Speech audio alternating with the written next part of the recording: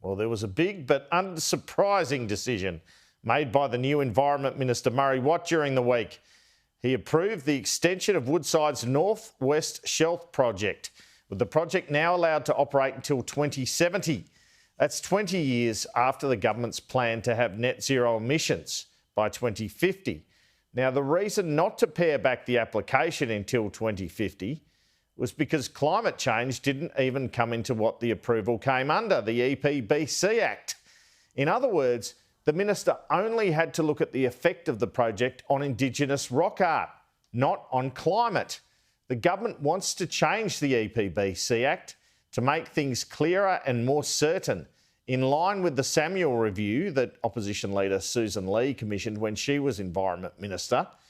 But what the government will not be doing, I'm told, is going anywhere near the suggestion of the Greens in terms of putting in a climate trigger into the EPBC Act.